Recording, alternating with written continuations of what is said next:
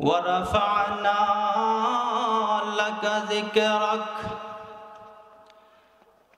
আগো আমার হাবিব মক্কার কাফের বেঈমানরা আপনার শান ও মান ব্যাপারে বড় সম্মানী সূচক ব্যবহার করেছে। তারা চায় আপনার নাম ও নিশানা দুনিয়া থেকে মিটিয়ে দেওয়ার জন্য, কিন্তু তারা জানে না আমি আল্লাহ রাব্বুল আলামিন আপনার জন্য গোটা পৃথিবী এবং আসমান জমিন সমস্ত কিছু সৃষ্টি করেছি। আমি আল্লাহ রাব্বুল আলামিন আপনার শান ও মান এত উঁচু করেছি। পৃথিবীর মধ্যে সর্বপ্রথম পুরুষের নাম হলো আদম আলাইহিস সালাতু ওয়াস সালাম। আদম আলাইহিস সালাতু ওয়াস সালাম যখন দুনিয়ার মধ্যে এসেছিল, অনেক বড় ঘটনা আছেন, এই ঘটনা বলা উদ্দেশ্য নয়। আদম আলাইহিস সালাতু ওয়াস সালাম সামান্য একটা কথা এদিক সেদিকের কারণে আল্লাহ তাআলা জমিনের মধ্যে প্রেরণ করলেন। আল্লাহ তাআলা প্রেরণ করার পরে আদম আলাইহিস সালাতু ওয়াস সালাম 1-2 বছর নয়, একদিন 2 দিন নয়, তিনি এক লাগা 300 বৎসর পর্যন্ত আল্লাহর দরবারে কান্নাকাটি করলেন। কোন কোন কিতাবের মধ্যে লেখেন 360 বৎসর পর্যন্ত আল্লাহর দরবারে কান্নাকাটি করেন। 360 বৎসর পরে দিলের মধ্যে আল্লাহ ইলহাম দিলেন, হে আদম তুমি আমার কাছে দোয়া করো, কিন্তু কিভাবে দোয়া করবে? আদম আলাইহিস সালাতু ওয়াস সালামের দিলের মধ্যে আসলেন, আমাকে যখন আল্লাহ সৃষ্টি করেছিলেন তখন আমার সৃষ্টির পরে আমার দেহের মধ্যে যখন রূহ দিয়েছিল, এমন সময় আমি আসমানের দিকে চেয়েছিলাম আল্লাহর আরশের মধ্যে। আল্লাহ রাব্বুল আলামিনের আরশের মধ্যে যখন আমি চেয়েছিলাম তখন লা ইলাহা ইল্লাল্লাহর সাথে একটা নাম লিখেছিলাম, আর সেই নামটার নাম হলো মুহাম্মাদুর রাসূলুল্লাহ সাল্লাল্লাহু আলাইহি ওয়াসাল্লাম। আল্লাহর কাছে দোয়া করলেন, ওগো আল্লাহ তোমার নামের পাশে যেই নামটা আছে আমার দোয়াকে তুমি এই নামের উসিলায় কবুল করো। সুবহানাল্লাহ। দোয়া করার সাথে সাথে আল্লাহ কবুল করে নিলেন। সুবহানাল্লাহ। আজান যখন দেয় মুয়াজ্জিন তখন আল্লাহু আকবার বলে না?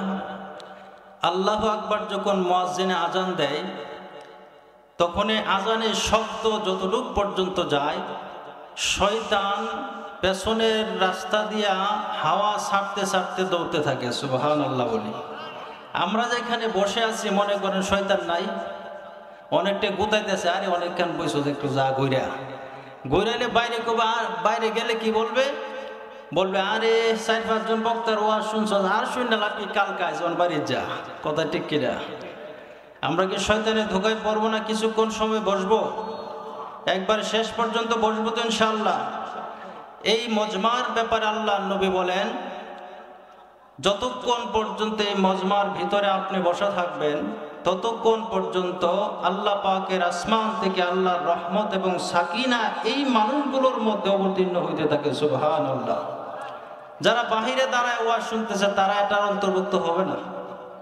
এই জন্য আমরা জান্নাতের বাগানে আল্লাহর রহমত প্রাপ্ত হিসাবে আছে। সকলে বলেন সুবহানাল্লাহ। সম্মানিত হাজিরিন, অল্প সময়ের মধ্যে কিছু গুরুত্বপূর্ণ কথা আপনাদের সামনে বলার চেষ্টা করতেছি। ইচ্ছা পোষণ করেছি আল্লাহ পাকের কাছে, তৌফিক চাই আল্লাহ যেন এমন কিছু কথা বের করেন মুখ থেকে যা আমার এবং আপনাদের সকলের জন্য উপকার হয়ে থাকে। বলেন আলহামদুলিল্লাহ। আল্লাহ রাব্বুল আলামিন এই পৃথিবী সৃষ্টি করেছেন, আসমান জমিন সব কিছু সৃষ্টির মূল উদ্দেশ্য এবং কার উসিলায় করেছেন বলতে পারবেন সবাই? আমাদের নবী জনাবে মুহাম্মদুর রাসূলুল্লাহ। সকলে বলেন সাল্লাল্লাহু আলাইহি ওয়াসাল্লাম। আল্লাহর নবীর উসিলায় আল্লাহ পাক দুনিয়া সৃষ্টি করলেন।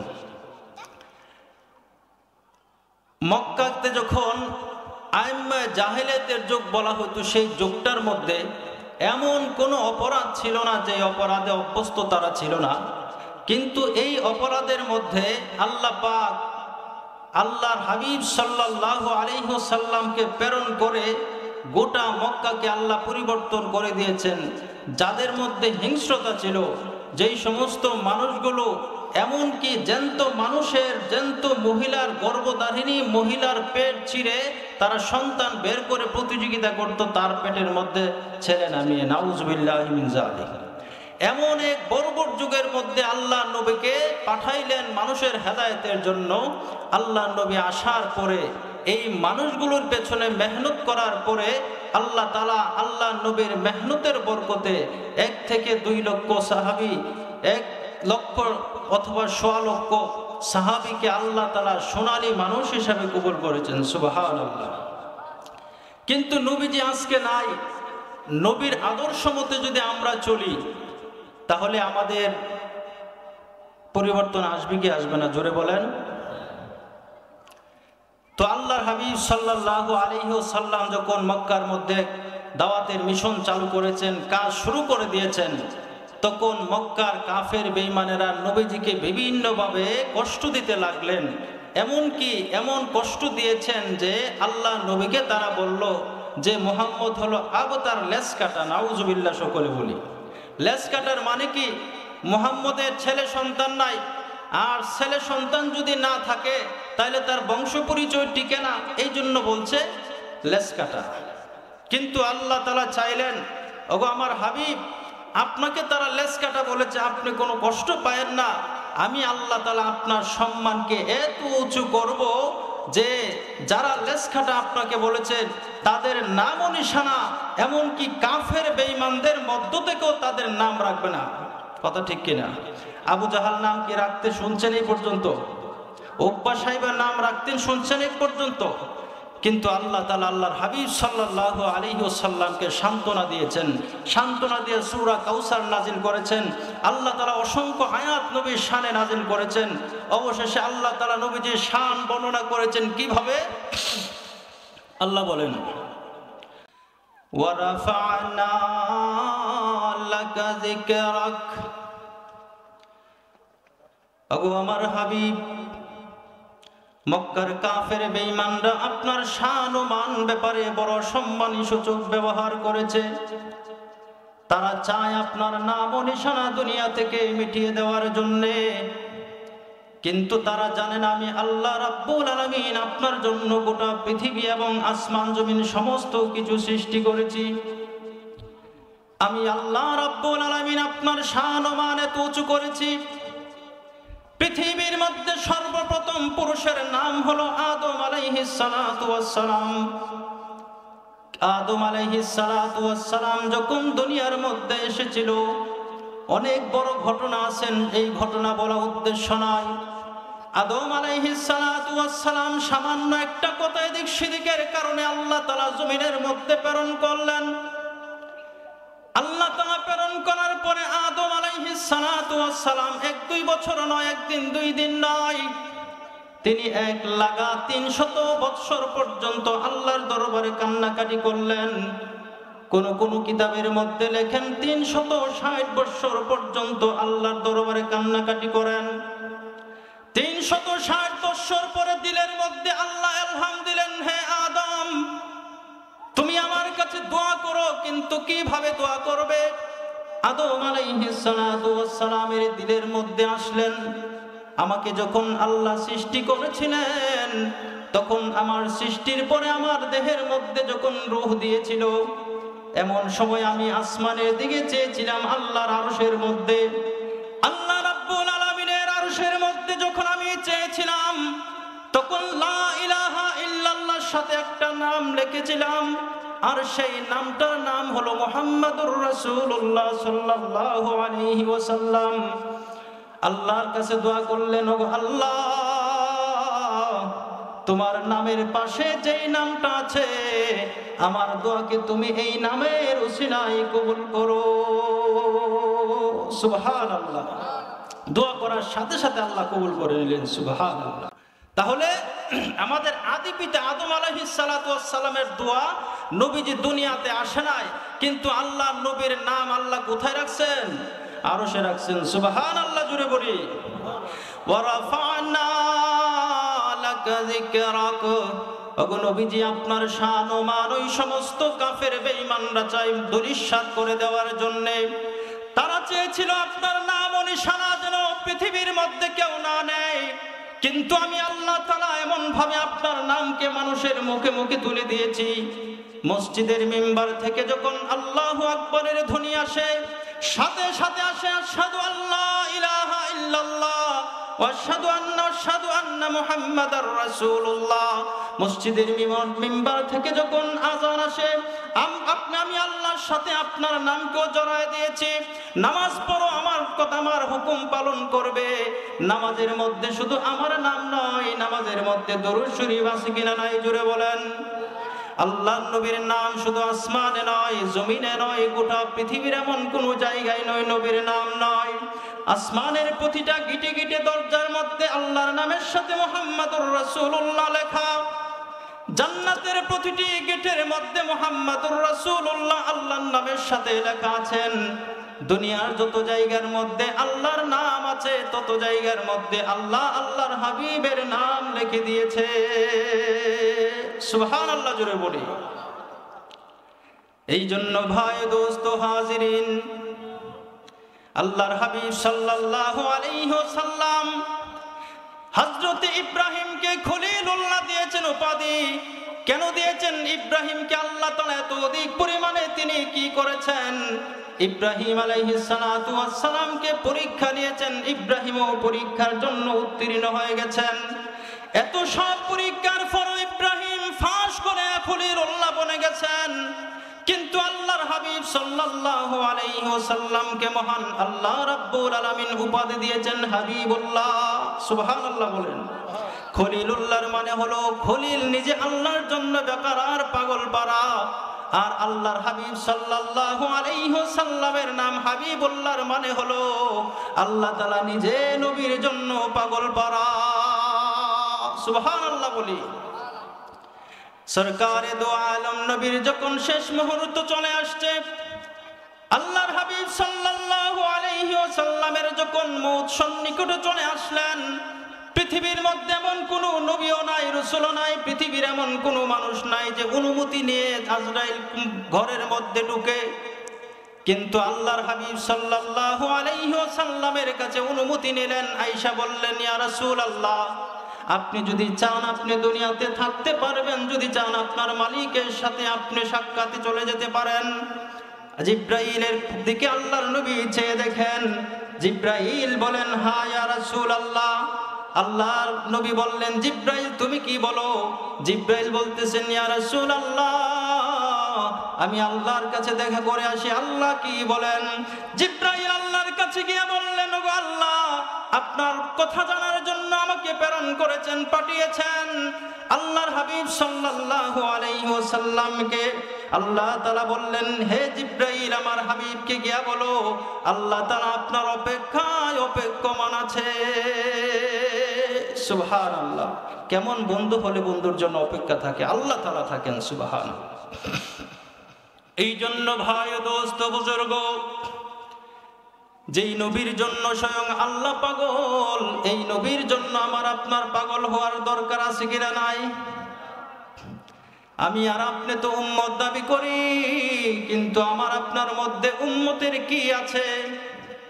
চেয়ে দেখেন সাহাবী হযরত আব্দুল্লাহ রাদিয়াল্লাহু তাআলা আনহুর দিকে।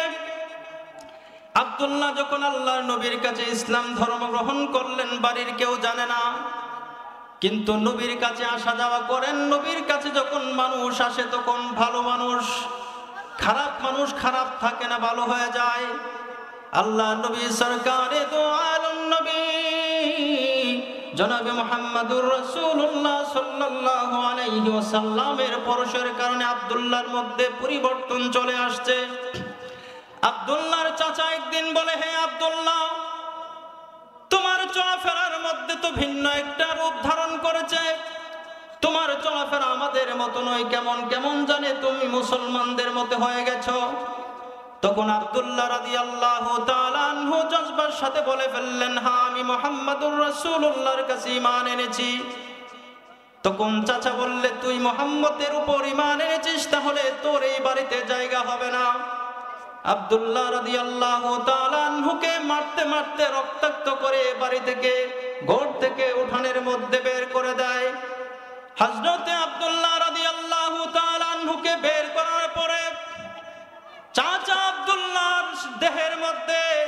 যে একটা চাদর ছিল সেই চাদরটা নিয়ে তাকে উলঙ্গ বানায়া বলতেছেন, হে আব্দুল্লাহ, তুই যদি মুহাম্মদের ধর্ম ত্যাগ না করিস তাহলে এই বাড়িতে তোর জায়গা হবে না, এই বাড়ির মধ্যে তোর জায়গা হবে না, এই বাড়ির সম্পত্তি থেকে তুই বঞ্চিত হবে, কিছুই পাবে না।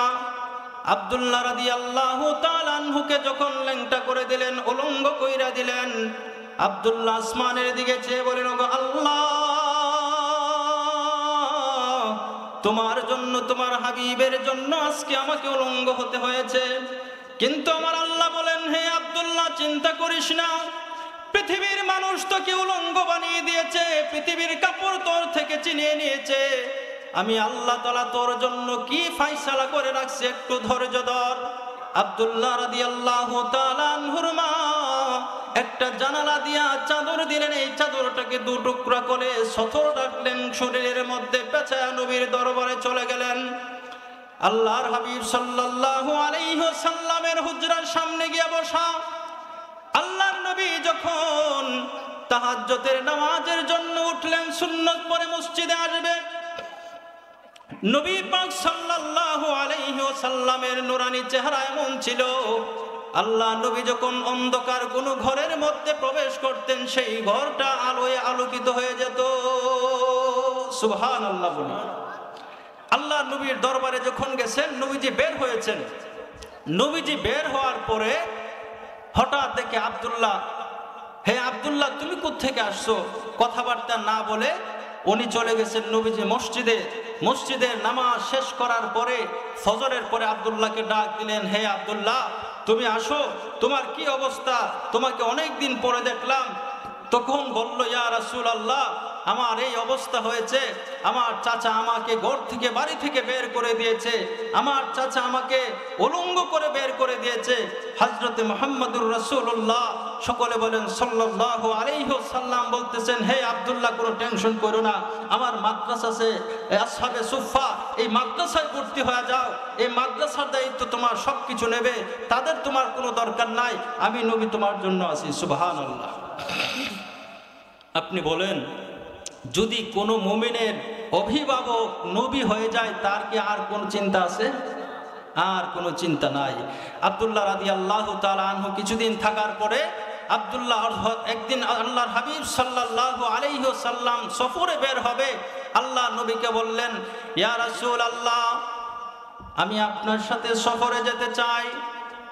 আল্লাহ নবী দেখলেন যে ছেলেটার মাও নাই, বাবাও নাই, আত্মীয় স্বজন কেউ নাই, একজন যুবক টকবগে ছেলে, আমার জন্য সে বাড়িঘর ত্যাগ করে চলে আসছে, আমি তাকে না নিয়ে কিভাবে চাই? বললেন, চলো বাবা। সফরের মধ্যে যাওয়ার পরে আব্দুল্লাহ রাদিয়াল্লাহু তাআলা আনহুর শরীর অসুস্থ হয়ে গেছেন, জ্বর উঠে গেছেন। জ্বর এমন আকার ধারণ করেছে, আরবের জ্বর কিন্তু আমাদের বাংলাদেশের জ্বরের মতো না, এত অধিক পরিমাণে জ্বর হয়েছে। আব্দুল্লাহ রাদিয়াল্লাহু তাআলা আনহুর জ্বর হওয়ার পরে খবর নিতেছে মুহাম্মদুর রাসূলুল্লাহ সাল্লাল্লাহু আলাইহি ওয়াসাল্লাম।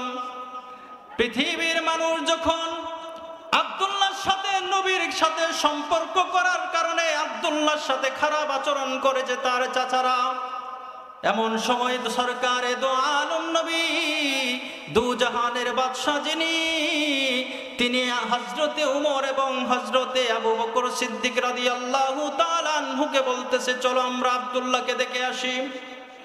এক সময় অসুস্থ হলে আব্দুল্লাহকে দেখতো তার মা, অসুস্থ হলে আব্দুল্লাহকে তার পরিবার পরিজন দেখতো, কিন্তু এখন দেখার জন্য কে যাইতেছেন? সরকারে দো আলম নবী জনাবে মুহাম্মদুর রাসূলুল্লাহ সাল্লাল্লাহু আলাইহি ওয়াসাল্লাম। আল্লাহ নবী পাশে গিয়া হাত দিলেন মাথার মধ্যে, হাত দেওয়ার পরে দেখেন জ্বর অত্যন্ত বেশি। আব্দুল্লাহ রাদিয়াল্লাহু তাআলা আনহু কিছুক্ষণ পরে বলতেছেন, আশহাদু আল্লা ইলাহা ইল্লাল্লাহু ওয়া আশহাদু আন্নাকা মুহাম্মাদুর রাসূলুল্লাহ সাল্লাল্লাহু আলাইহি ওয়াসাল্লাম। আব্দুল্লাহ রাদিয়াল্লাহু তাআলা আনহু এই কালিমা পড়িয়া, কালিমা শাহাদাত পড়িয়া ইন্তেকাল করলেন। যদি আব্দুল্লাহ ইন্তেকাল করার পরে বাড়ির মধ্যে থাকতো, আব্দুল্লাহর জন্য কাঁদতো আব্দুল্লাহর মা। আব্দুল্লাহর জন্য কান্ত তার চাচা, তার ভাই বেরাদার। কিন্তু আজকে আব্দুল্লাহ ইন্তেকাল করার পরে সরকারে দো আলম নবী আল্লাহর হাবিব সাল্লাল্লাহু আলাইহি ওয়াসাল্লামের চোখ দিয়া গড়া গড়া পানিগুলো বের হইতেছে। আল্লাহ নবী বলেন, আমার আব্দুল্লাহকে গোসল করাও, কিন্তু তাকে কাফন পরাবে না। দুনিয়ার সামান্য কাপড় দিয়ে আমি আব্দুল্লাহর কাফন দিব না। আব্দুল্লাহর কাফনের ব্যবস্থা কি করেছেন দেখেন। আল্লাহ রাব্বুল আলামিন তো বলেছিলেন, হে আব্দুল্লাহ, তুই আমার জন্য, আমার হাবিবের জন্য ঘর বাড়ি ছেড়ে দিয়েছিস, কিন্তু আমি আল্লাহ তাআলা, আমি আল্লাহর জন্য, রাসূলের জন্য তুই উলঙ্গ হয়ে বের হয়েছিস। তোর বাবা, তোর চাচা তোর থেকে কাপড় টাপ্পু খুলে ল্যাংটা বানায় তোরে বের করে দিয়েছে, কিন্তু আমি আল্লাহ তাআলা এমন উত্তম ফয়সালাকারী এবং উত্তম ব্যবস্থাকারী, আজকে তোর গায়ের মধ্যে দুনিয়ার কোনো কাপড় লাগাবো না। তোর গায়ের মধ্যে সরকারে দো আলম নবী, দু জাহানের বাদশাহ জনাবে মুহাম্মদুর রাসূলুল্লাহ সাল্লাল্লাহু আলাইহি ওয়াসাল্লাম সাহাবীদেরকে কাপড় দিলেন, নবীজির গায়ে পরনের চাদর। সুবহানাল্লাহ। আল্লাহ নবীর চাদরের দাম কত ভাই! যেই শরীরের মধ্যে নবীজির চাদর লেগেছে সেই শরীরের জন্য জাহান্নামের আগুন হারাম হয়ে গেছে। আল্লাহ নবী যেই শরীরের মধ্যে হাত দিয়েছে সেই শরীরের জন্য জাহান্নামের আগুন হারাম হয়ে যায়। নবীজি চারিদিকে চোখে চোখে ঈমান রেখেছেন, আল্লাহর হাবিবের ঈমান এনেছেন। ঈমান অবস্থায় যদি নবীজি কারো চোখে চোখে চোখ দিয়ে থাকেন, তার জন্য জাহান্নামের আগুন হারাম হয়ে যায়। আজকে যেই আব্দুল্লাহকে বিতাড়িত করে দিয়েছে, সম্পদ হারা, সবকিছু হারা, এই আব্দুল্লাহ রাদিয়াল্লাহু তাআলা আনহুকে আল্লাহর নবীর জানাজা, আল্লাহর নবীর চাদর মুবারক দিয়া কাফনের ব্যবস্থা করে। সুবহানাল্লাহ। আল্লাহ নবী বললেন, আমার আব্দুল্লাহকে আমি দাফন করব, আমি নামাজ পড়াবো। দাফনের অবস্থাটা কেমন ছিল? আল্লাহু আকবার। হযরতে মুহাম্মদুর রাসূলুল্লাহ সাল্লাল্লাহু আলাইহি ওয়াসাল্লাম যখন নামাজ পড়ে কবরে নামবেন, আল্লাহ নবী ভাবতেছেন, আব্দুল্লাহর তো আগেও বাবা না, এখন মাও নাই, আত্মীয় স্বজন কেউ নাই, তার আপন বলতে কেউ নাই। বাবা যদি মরে সন্তান নামে কবরের মধ্যে, সন্তান মরলে বাবা নামে, কিন্তু আব্দুল্লাহর তো আজকে কেউ নাই, তাহলে কে আব্দুল্লাহর জন্য নামবে? এখন তো আমি আব্দুল্লাহর সবচেয়ে কাছের। সুবহানাল্লাহ। আল্লাহ নবী সরকারে দো আলম নবী জনাবে মুহাম্মদুর রাসূলুল্লাহ সাল্লাল্লাহু আলাইহি ওয়াসাল্লাম কবরের মধ্যে নিজেই নেমে গেলেন।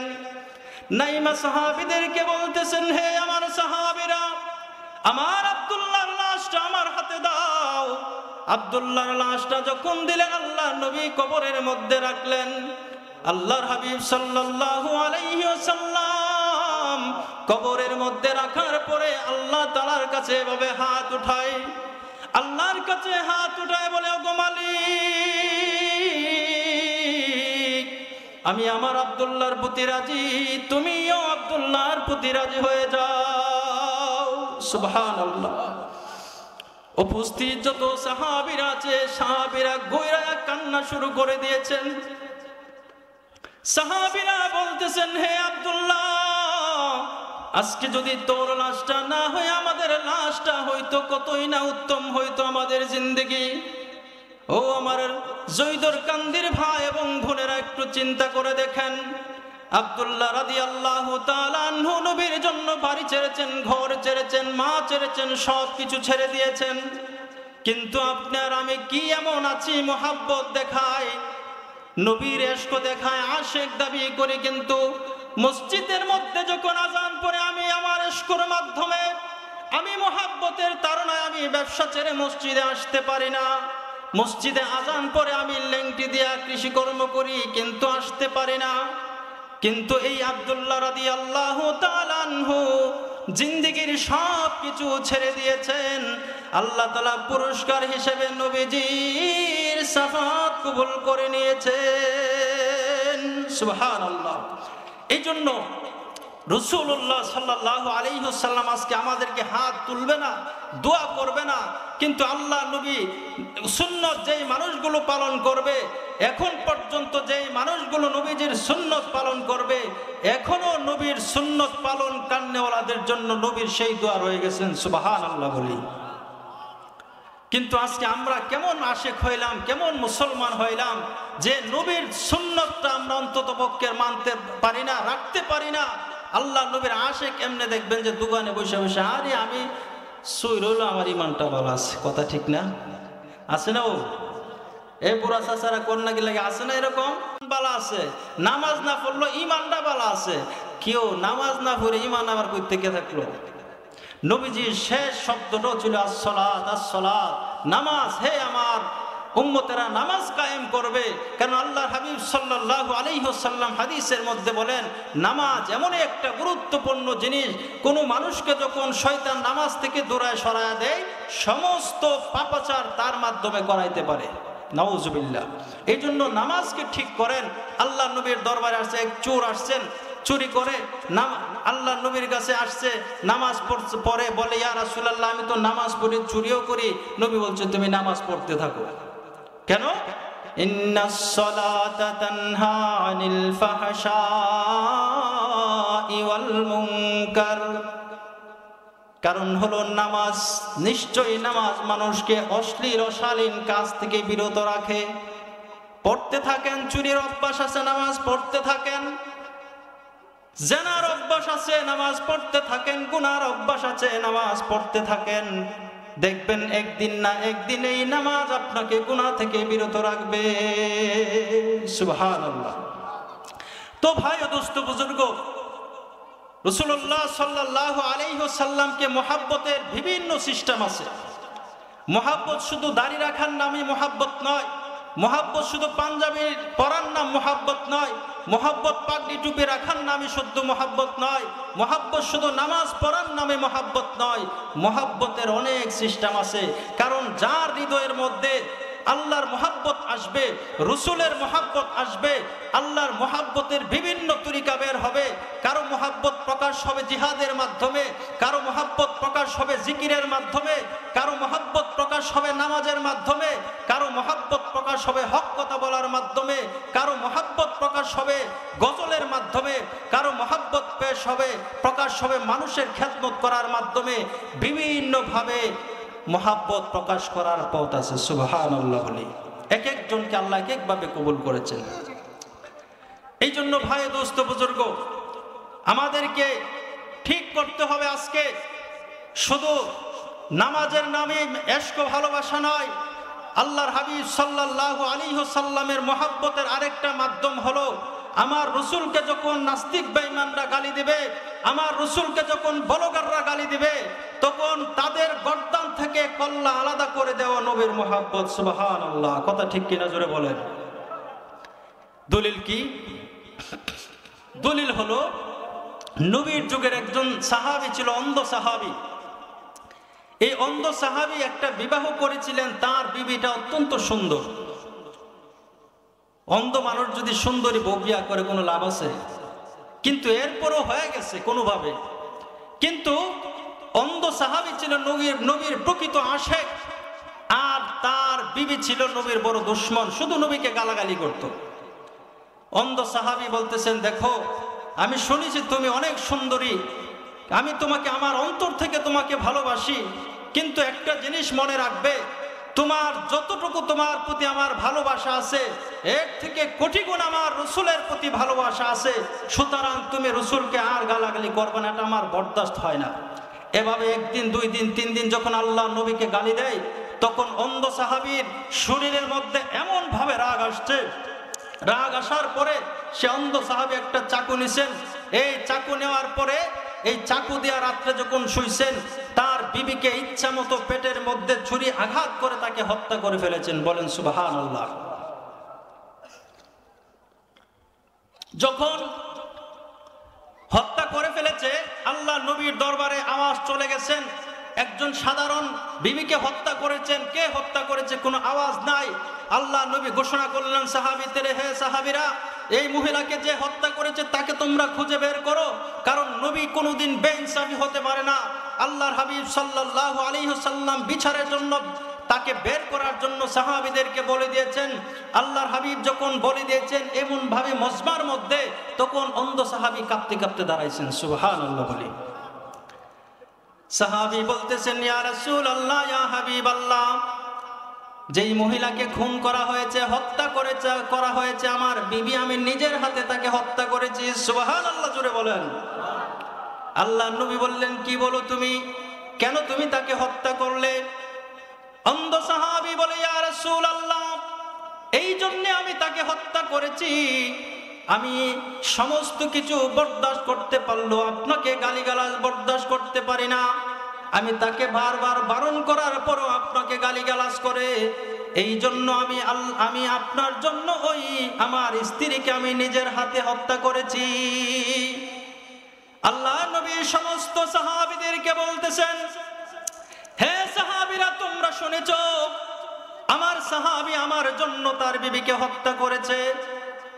তার মানে আমার জন্য যদি হত্যা করে থাকে তাহলে সে কোনো দোষী না। ওই তার বিবি এতক্ষণে জাহান্নামে চলে গেছে, কিন্তু আমার সাহাবী নির্দোষ। সুবহানাল্লাহ। এই জন্য ভাই দোস্ত বুজুর্গ, কেমন মুসলমান হলাম, কেমন আমরা ইমানদার হইলাম, কিন্তু দেখা গেছে বাংলাদেশ যেখানে ৯২% মুসলমানের দেশ, সেখানে বারবার আমার নবীকে নিয়ে কটাক্ষ করে। আমরা এমন মুসলমান, আমার নবীর জন্য একদিন আমার গলাটা শির ওঠে না, তাদের বিরুদ্ধে কথা বলবো এমনটুকু সাহস আমাদের হয় না। চেয়ে দেখেন আলিমউদ্দিনের মতো ঈমানওয়ালা যদি এখনো হতে পারেন। আলিমউদ্দিন একজন ব্যক্তি ছিল, সে উপমহাদেশের আল্লাহ নবীর নামে বই লিখেছিল রঙ্গিলা রাসূল করে, নবীর নামে বই লিখেছে রঙ্গিলা রাসূল। একটা যুবক, সে আমাদের মতন আরো 14 থেকে 15 বছরের যুবক, তার দিলের মধ্যে রাখছে আমার নবীর শানে গুস্তাখি, এটা মেনে নেওয়া যায় না, আমি মিছিল মিটিং করব না, আমি রাস্তা অবরোধ করব না। তখন সে জজবার সাথে একটা তলোয়ার হাতে নিলেন, যে রঙ্গিলা রাসূল ভয় লেগেছেন, তার এখানে গিয়ে অফিসের মধ্যে গিয়ে নিজের হাতে এই চাবুক ছুরিটা তার পেটের মধ্যে ঢুকা দিয়া এই রক্তমাখা তলোয়ার হাতে নিয়ে বাহিরে এসে বলতেছে, আমি আমার নবীর দুশমনকে আমি হত্যা করেছি। সুবহানাল্লাহ। মুসলমান উকিল এবং তার ফ্যামিলির লোকেরা বলতেছেন, হে আলিমউদ্দিন, তুমি কালকে যখন কোর্টে উঠবে তখন তুমি বলবে আমি এটা কিছুই জানি না, আমার মাথার মধ্যে সমস্যা ছিল। আলিমউদ্দিন বলছেন, না, এটা আমি বলতে পারবো না। দ্বিতীয় যখন কোর্টের মধ্যে উঠেছে, দ্বিতীয় দিন, আলিমউদ্দিনকে প্রশ্ন করলে, তুমি কি তাকে হত্যা করেছো? বলল, হ্যাঁ, আমি নিজ স্বজ্ঞানে বলছি আমি তাকে হত্যা করেছি, আমি রাসূলের দুশমনকে আমি হত্যা করেছি, নবীজির দুশমনকে আমি হত্যা করেছি। এই কথা বলার পরে আলিমউদ্দিন বলতেছেন, আপনি তাড়াতাড়ি করে আমার ফাঁসির ব্যবস্থা করেন, বিচারের ব্যবস্থা করেন। তখন তার আত্মীয় স্বজন মুসলমান উকিলরা বলতেছে, তুমি পাগল হয়ে গেলে নাকি? আলিমউদ্দিন বলতেছেন, হে ভাই, আমি পাগল নয়, কারণ আমি কেন বললাম জানোনি? আমি যখন গত রাত্রে ঘুমিয়েছিলাম, সরকারে দো আলম নবী আমার জন্য ফুলের মালা নিয়ে এক পাশে আবু বকর আর এক পাশে হযরত ওমরকে নিয়ে আমার জন্য অপেক্ষা করতেছেন, আর বলতেছেন, হে আলিমউদ্দিন, কোনোভাবে আপোষ করবি না। আলিমউদ্দিন এই দিন রোজা রেখেছিল। আল্লাহ নবী বললেন, হে আলিমউদ্দিন, তোমার জন্য আমি অপেক্ষা করতেছি, তুমি শাহাদাত বরণ করবে, তোমার ফাঁসির কাষ্ঠ ঝুলানো হবে। তোমাকে যখন ফাঁসির কাষ্ঠে ঝুলানো হবে তখন তুমি একদিক দিয়ে ফাঁসির কাষ্ঠে ঝুলবে, আর একদিক দিয়ে আমার কাছে চলে আসবে। সুবহানাল্লাহ। এটা হলো নবীর প্রেম। মান সাব্বা নাবিয়ান ফাকতুলু। আল্লাহর হাবিব সাল্লাল্লাহু আলাইহি ওয়াসাল্লামকে কেউ যদি কটূক্তি করে, নবীকে যদি কেউ গালি দেয়, আল্লাহকে যদি কেউ গালি দেয়, ইসলাম নিয়ে যদি কেউ কটূক্তি করে, কোনো বিচারের ব্যবস্থা নাই। যে যেখানে আল্লাহ নবীর দুশমনকে পাবেন, সাথে সাথে গর্দান আলাদা করে দিবেন। কথা ঠিক কিনা? আপনি যদি আলাদা করে দিয়ে শাহাদাতের পেয়ালা পান করতে চান, নবীর সাথে যদি আপনি জান্নাতে থাকতে চান, আল্লাহকে গালি দিবে, রসুলকে গালি দিবে, এটা আইনের তোয়াক্কা করার কোনো প্রশ্নই আসে না। আলিমউদ্দিনের জজবাওয়ালা যুবক হতে হবে। আলিমউদ্দিনের মতো জজবাওয়ালা যুবক যদি হন, এখনো আল্লাহর হাবিব সাল্লাল্লাহু আলাইহি ওয়াসাল্লাম আপনার জন্য অপেক্ষা করবেন। সুবহানাল্লাহ বলেন।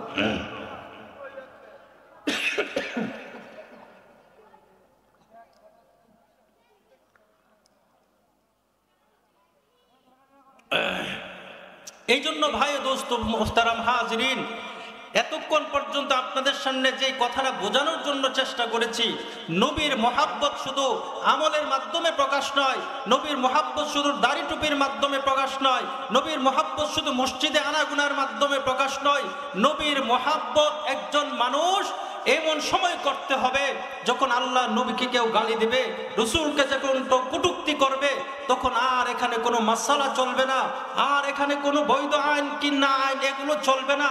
ইমাম আবু হানিফা রহমাতুল্লাহি আলাইহির ফতোয়া স্পষ্ট, আল্লাহ নবীকে যে গালি দিবে, যেখানে যে যেখানে পাবে তাকে তার গর্দান থেকে আলাদা করে দাও, তার দেহ থেকে গর্দানকে। এটা আমার কথা না, ইমাম আবু হানিফা রহমাতুল্লাহি আলাইহির কথা। এটা যুগে যুগে এইরকম এসেছিল, আল্লাহ নবীকে গালি দিয়েছে, এমন মর্দে মুজাহিদ আল্লাহর আশিকে রাসূল দাঁড়িয়ে গিয়েছে, আমার হাবিবকে গালি দিয়েছে, আমার নবীকে গালি